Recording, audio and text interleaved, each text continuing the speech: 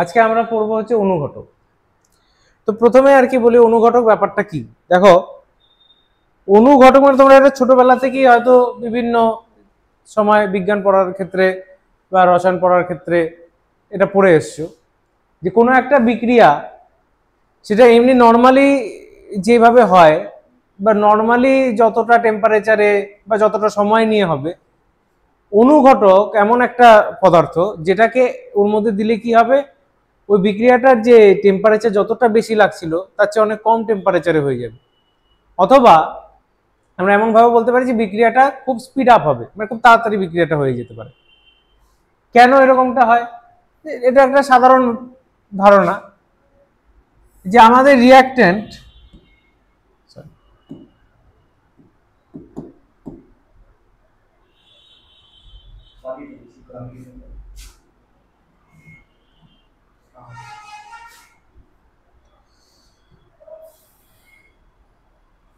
আমাদের যে রিঅ্যাক্ট্যান্ট বা বিক্রিয়ক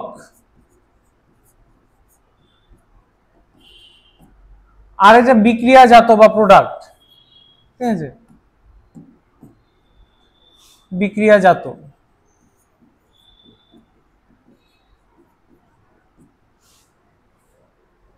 যখন বিক্রিয়ক থেকে বিক্রিয়াজাততে যায়, আমরা আগের ক্লাসে বলেছিলাম একটা সক্রিয়করণ শক্তির দরকার হয়। তো সেই সক্রিয়করণ শক্তিটা নিয়ে তারপরে সে কি করছে, সে বিক্রিয়াজাততে কনভার্ট হচ্ছে। অনুঘটক কি করে, এই সক্রিয়করণ শক্তির মানটাকে কমিয়ে দেয়, কমিয়ে দিয়ে একটা অল্টারনেটিভ পাথওয়েতে এটাকে প্রসিড করা। তাহলে সক্রিয়করণ শক্তির মান যখন কমে গেল, তাহলে যেই সময়টা লাগছিল সক্রিয় হতে সেই সময়টা কম লাগবে, তার ফলে কি হবে, বিক্রিয়াটার গতিটা বৃদ্ধি পাবে। কিন্তু অনুঘটকের কিছু কিছু বৈশিষ্ট্য আছে। প্রথম বৈশিষ্ট্য কি, অনুঘটক বিক্রিয়া শুরু করে না। অনুঘটক বিক্রিয়া শুরু করে না, কিন্তু গতি, বিক্রিয়ার যে গতি, সেই গতিটাকে ত্বরান্বিত করে বা গতিটাকে বাড়ায়। দ্বিতীয় কথা কি, অনুঘটক খুব অল্প পরিমাণে ব্যবহার হয়, খুব বেশি অ্যামাউন্টের প্রয়োজন হয় না, খুব সামান্য পরিমাণ অনুঘটক কিন্তু বিক্রিয়ার বেগটাকে বৃদ্ধি করতে পারে। তাহলে খুব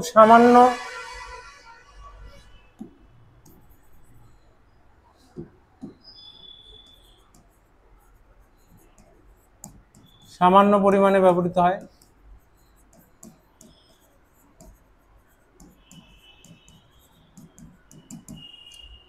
তিন নাম্বার, অনুঘটক বিক্রিয়ার শুরুতেও যেরকম থাকে শেষেও একই রকম অবস্থায় থাকে। তো বিক্রিয়াটা ঘটিয়ে দিয়ে চলে যাচ্ছে, কিন্তু বিক্রিয়ার শুরুতে যেই রকম অবস্থায় ছিল শেষে গিয়েও ঠিক একই রকম অবস্থায় থাকবে, এর কোনো পরিবর্তন হয় না। বিক্রিয়ার শুরু এবং শেষে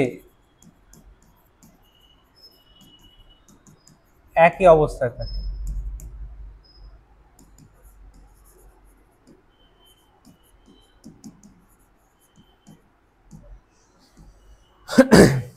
যেমন একটা উদাহরণ আমরা দিই, স্পর্শ পদ্ধতিতে যখন সালফিউরিক অ্যাসিড তৈরি করা হয় সেখানে সালফার ডাইঅক্সাইডের অক্সিডেশন হয়, সালফার ডাইঅক্সাইড থেকে সালফার ট্রাইঅক্সাইড হয়।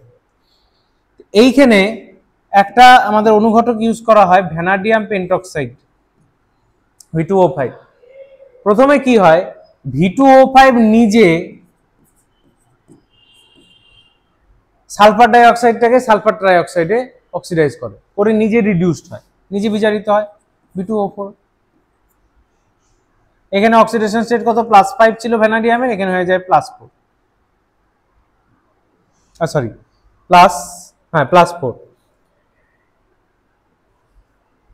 এইবার এইটাই আবার ফার্দার কি হয়, এই যে অক্সিজেনটা, সেই অক্সিজেন এই V2O4 কে কি করে, V2O5 এ আবার জারিত করে দেয়।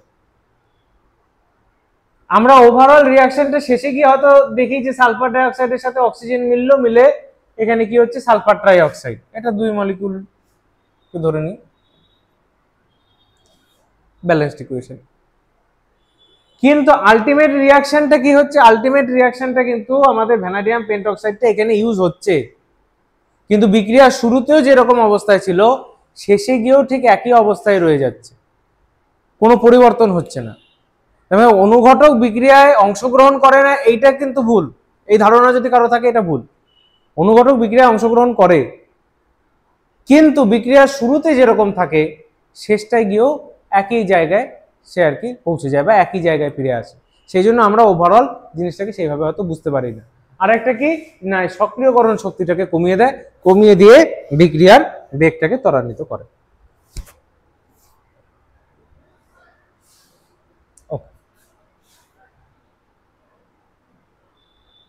এবারে অনুঘটক সম্পর্কে বিভিন্ন কিছু কিছু আমাদের আর কি ধারণা বা কিছু কিছু কনসেপ্ট এখানে আর কি আরো আছে। প্রথম হচ্ছে অনুঘটকের শ্রেণী বিভাগ যদি আমি করি, অনুঘটক কয় রকমের হয়? অনুঘটক প্রধানত 2 রকমের, একটা হচ্ছে সমসত্ব অনুঘটক আর একটা অসমসত্ব অনুঘটক। এই যে হোমোজিনিয়াস ক্যাটালিস্ট বলছি এটা মানে হচ্ছে সমসত্ব অনুঘটক। এবার সমসত্ব অনুঘটক মানে কি? সমসত্ব অনুঘটক মানে যে বিক্রিয়ক এবং বিক্রিয়াজাত পদার্থটা যে অবস্থায় রয়েছে অনুঘটকটাও যদি তার সাথে একই রকম অবস্থায় থাকে তাহলে সেটাকে বলবো সমসত্ব অনুঘটক। আর অনুঘটক যে আর কি অনুঘটন প্রক্রিয়াটা করাবে সেইটাকে আমরা বলবো সমসত্ব অনুঘটন, homogeneous catalyst and homogeneous catalysis. Okay, just a minute.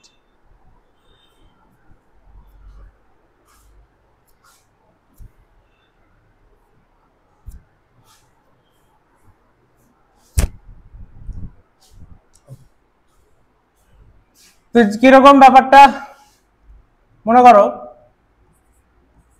এই যে একটু আগে বলছিলাম সালফার ডাই অক্সাইড, এটাও গ্যাসিয়াস ফর্মে, এটাও গ্যাসিয়াস ফর্মে, এটা মিলে সালফার ট্রাই অক্সাইড হচ্ছে। এখানে যদি এনও আমরা ইউজ করি নাইট্রিক অক্সাইড, তাহলে পরে সেইটাও আমাদের কি একটা গ্যাস, এইটা এখানে অনুঘটক হিসেবে কাজ করবে। তাহলে আমাদের বিক্রিয়কটাও আমাদের গ্যাসিয়াস বা গ্যাসীয়, বিক্রিয়াজাতও গ্যাসীয়, অনুঘটকটাও গ্যাসীয়, সবার যে অবস্থাটা সেটা একই রকম, ফিজিক্যাল স্টেট সেম। সেই জন্য এটা একটা সমসত্ব অনুঘটনের উদাহরণ। আরেকটা আমরা বলতে পারি যে মিথাইল অ্যাসিটেট, সেটার আমরা অ্যাসিডিক হাইড্রোলিসিস দেখছি, আম্লিক আর্দ্র বিশ্লেষণ ইন প্রেজেন্স অফ H+। এটা ভেঙে যাবে, ভেঙে গিয়ে কি হবে, অ্যাসিটিক অ্যাসিড আর মিথানল, ঠিক আছে। H3O+ বলতে পারি বা H+ in presence of water, জলে আর্দ্র বিশ্লেষণ হবে। তাহলে এইখানে আমাদের যে অ্যাসিটিক অ্যাসিডটা রয়েছে, সরি মিথাইল অ্যাসিটেটটা রয়েছে, সেটা আমাদের কি ফর্মে থাকে, অ্যাকুয়াস ফর্মে থাকে। আর এইটাও আমাদের অ্যাকুয়াস ফর্মে, মানে জলীয় দ্রবণের সলিউশন, জলীয় দ্রবণের মধ্যে এটা থাকে, অ্যাকুয়াস সলিউশন হিসেবে থাকে। আর এই যে H+ সেটাও তো আমাদের জলেই রয়েছে, তাহলে এটাও তো এই অ্যাকুয়াসই। তার মানে সবগুলোই এখানে তরল অবস্থায় জলীয় দ্রবণে রয়েছে, সেই জন্য এটা একটা সমসত্ব অনুঘটনের উদাহরণ। এবার হেটেরোজিনিয়াস ক্যাটালিস্ট কি বলছে? হেটেরোজিনিয়াস ক্যাটালিস্ট মানে হচ্ছে আমাদের অসমসত্ব অনুঘটক।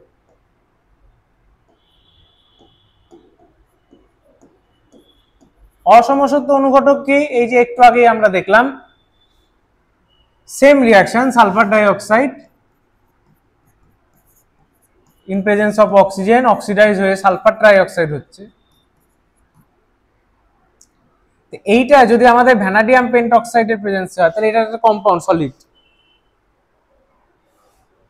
তাহলে তখন কি হয়ে যাবে, এটা তো সলিড বাকিগুলো তো গ্যাস, তাহলে চেঞ্জ হয়ে গেল ব্যাপারটা, মানে ফেজ চেঞ্জ হয়ে গেল, বা যে আমাদের ফিজিক্যাল স্টেট সেটা চেঞ্জ হয়ে গেল। অনুঘটকের ফিজিক্যাল স্টেট, ভৌত অবস্থা এবং বিক্রিয়ক এবং বিক্রিয়াজাতর ভৌত অবস্থা এক রইল না, সেই জন্য এটা আমাদের হেটেরোজেনিয়াস ক্যাটালিস্টের উদাহরণ। আরেকটা আছে অ্যালকিনের হাইড্রোজেনেশন।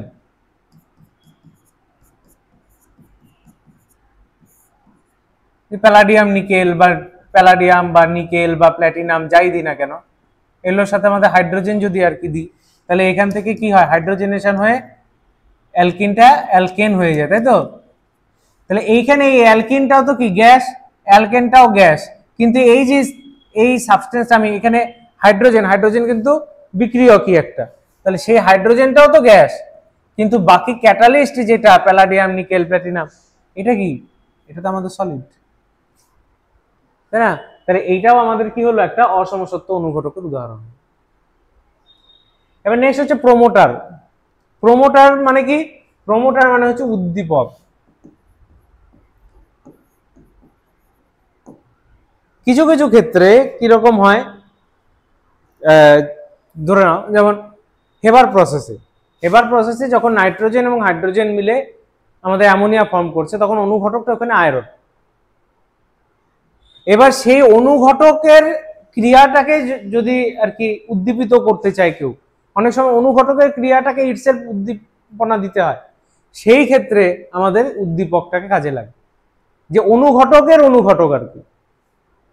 যেমন ওই হেবার প্রসেসে মলিবডেনাম মলিবডেনাম, সে এখানে প্রোমোটারের কাজ করে, ঠিক আছে? নেক্সট হচ্ছে অটো ক্যাটালিসিস বা স্ব অনুঘটন।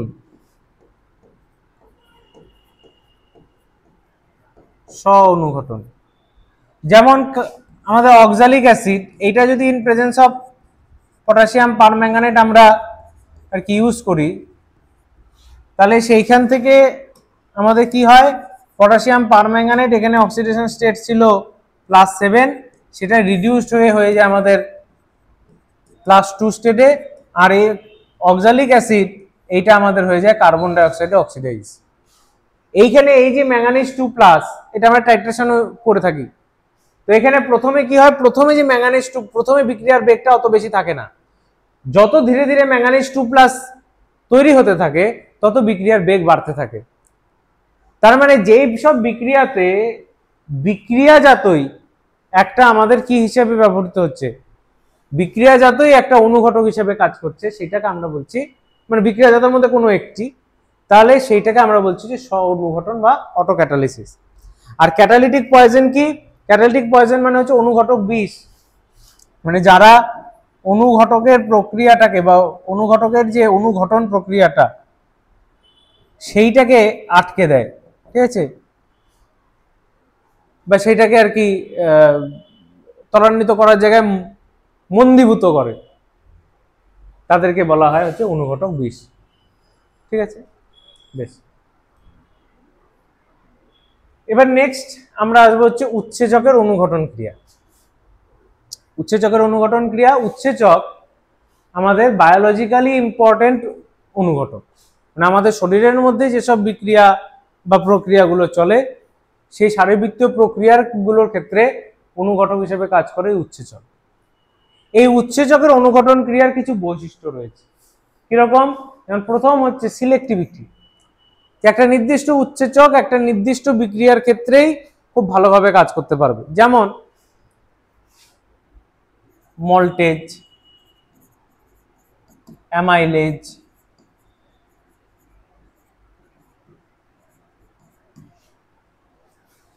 টায়ালিন, এই সমস্ত উৎসেচক কার ক্ষেত্রে কাজ করে? শর্করার ক্ষেত্রে কাজ করে, শর্করা।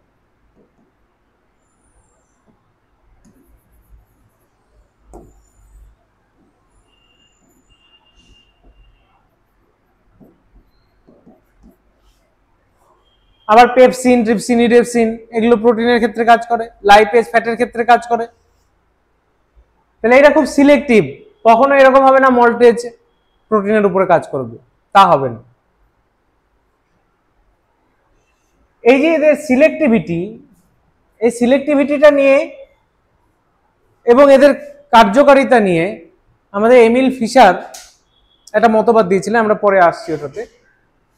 আচ্ছা, তার আগে একটু বলে নিই অপটিমাল টেম্পারেচার বা অপটিমাম টেম্পারেচার, এইটার ব্যাপারটা কি, যে কোনো উৎসেচকের কার্যকারিতা সবচেয়ে বেশি হয়, সবচেয়ে ভালো হয় একটা নির্দিষ্ট উষ্ণতার ব্যবধান।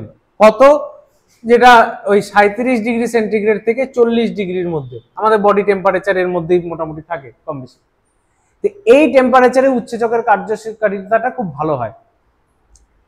এইটাই হচ্ছে ওই উৎসেচকের অপটিমাম টেম্পারেচার। ঠিক আছে, অপটিমাল পিএইচ, পিএইচটাও খুব ইম্পর্টেন্ট। সমস্ত উৎসেচক সমস্ত পিএইচে কাজ করে না। যেমন এই যে টায়ালিন, এটা আমাদের মুখবিবরে কাজ করে, মুখের মধ্যে কাজ করে। আবার এই পেপসিন, ট্রিপসিন, ইরেপসিন এগুলো কিন্তু আবার মুখে কাজ করবে না, এগুলো কাজ করবে পাকস্থলীতে বা ক্ষুদ্রান্তে, লাইপেজ ক্ষুদ্রান্তে। কেন? আমাদের বডির এক একটা পোর্শনের পিএইচ এক এক রকমের হয়। তো কোনো পিএইচ কোনো জায়গায়, যেমন পাকস্থলীর পিএইচ অ্যাসিডিক হয়, আর ক্ষুদ্রান্তের অ্যাসিডিক অতটা হয় না। ঠিক আছে, তো এক একটা পিএইচে এক একটা উৎসেচকের কার্যশীলতা সবচেয়ে ভালো হয়, এটাকে বলা হয় অপটিমাল পিএইচ।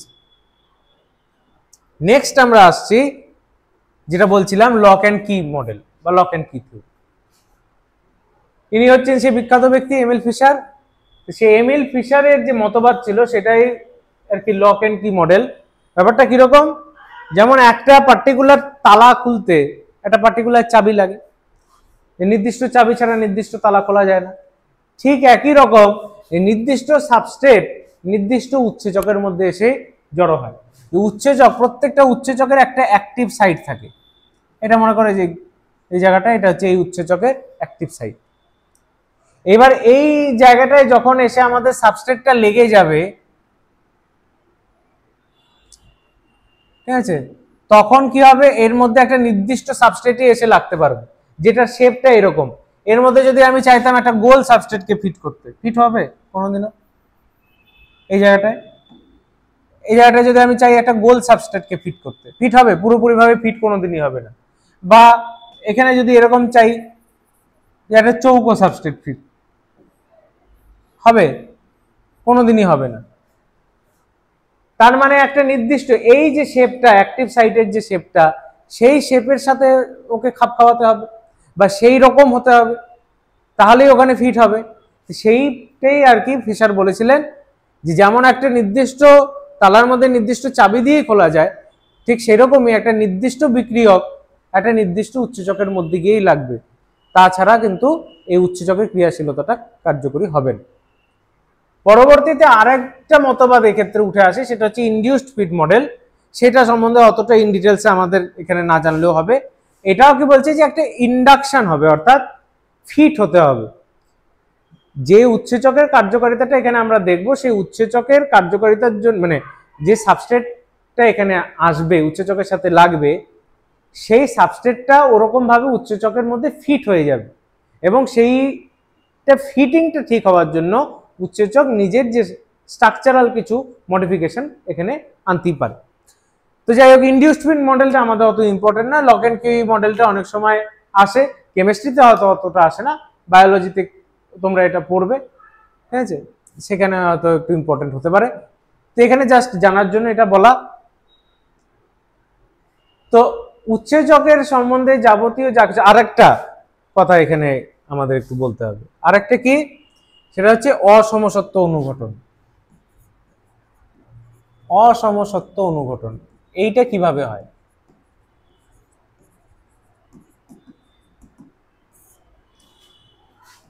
যেরকম আমরা বলছিলাম যে ক্যাটালিটিক হাইড্রোজেনেশনে একটা আমরা মেটাল নিই তো কিছু, তাহলে মেটালের কিছু অ্যাক্টিভ সাইট থাকবে, এগুলো হচ্ছে মেটালের অ্যাক্টিভ সাইট ধরে নিচ্ছি।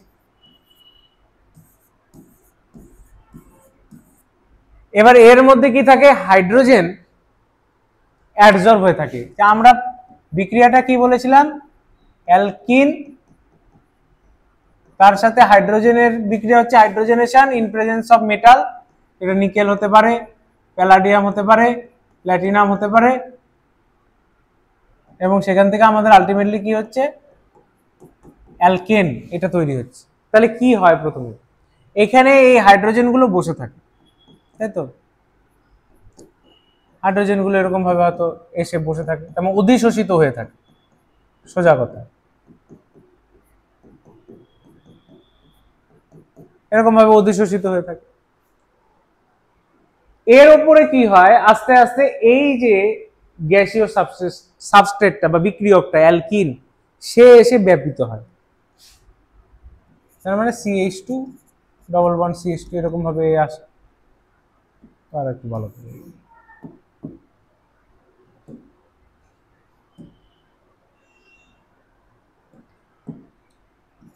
CH2 ডবল বন্ড CH2 এটা এইভাবে আসে। এইবার নেক্সট কি, নেক্সট হচ্ছে এখানে বন্ড ব্রেকিং বন্ড মেকিং। তার মানে এই যে ডবল বন্ড, এই ডবল বন্ডটা এখানে ব্রেক করবে আর এই হাইড্রোজেনের এই বন্ডটাও ব্রেক করবে, ব্রেক করে এখানে লাগবে, তার মানে একটা ট্রানজিশন স্টেটের থ্রুতে যাবে।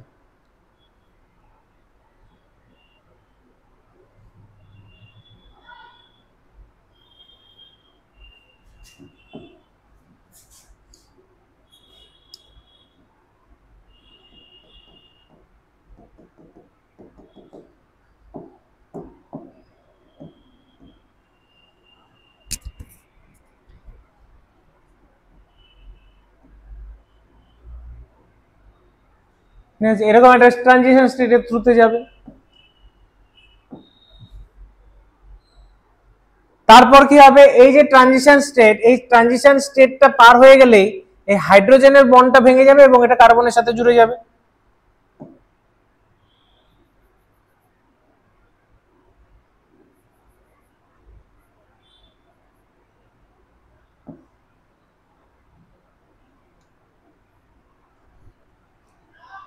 তারপর এটা এখান থেকে কি হয়ে যাবে, ডিসলভ হয়ে যাবে, মানে যেটা অধিশোষিত হয়েছিল এটা বি অধিশোষিত হয়ে যাবে, মানে বেরিয়ে যাবে ওখান থেকে। বেরিয়ে গেলেই তখন কি হয়ে যাবে, CH3 CH3।